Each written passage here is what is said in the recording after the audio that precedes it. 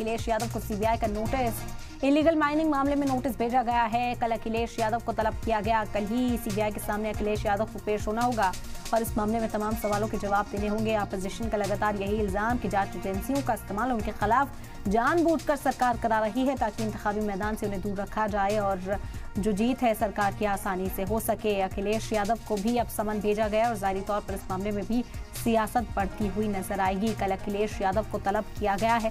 Illegal mining का ये पूरा मामला है जिस मामले में अखिलेश यादव को नोटिस भेजा गया और पूछताछ के लिए बुलाया गया है।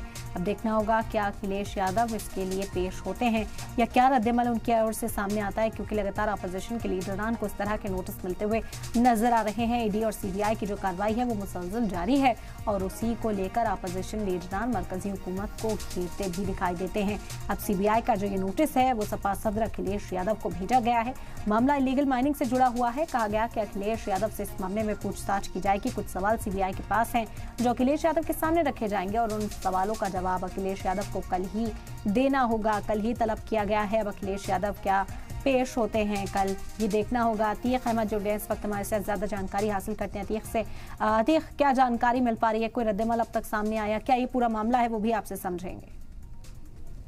कहते हैं कि 21 फरवरी को अखिलेश यादव ने सीबीआई को किया था। हालांकि 2015 और 16 में जब सरकार थी समाजवादी पार्टी की, तब हालांकि अधिकारियों द्वारा जो खनन में हालांकि जो मशीनें सुपुर्द की गई थी, जो खनन हुआ था, उसको लेकर सीबीआई ने 2019 में एक एफआईआर दर्ज थी। इस एफआईआर में अखिलेश यादव को भी पार्टी बनाया गया था। हालांकि 28 फरवरी तक हालांकि ये कहा गया था कि अखिलेश यादव को नोटिस का जवाब दिया था।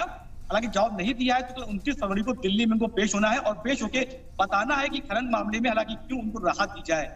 सबसे बड़ी बात यह है कि अखिलेश यादव जब सरकार सीएम थे तब खनन का जो विभाग था वो गायत्री प्रजापति के पास था। तमाम तरह के आरोप, उसके बाद गायत्री प्रजापति के मामले में जेल चले गए थे। आ गया था अखिलेश ने चाहिए अधिकारियों के खिलाफ सदन किया था जिससे कहीं ना कहीं मसीद उपयोग था और खनन के मामले की पहचान भी दिया गया था।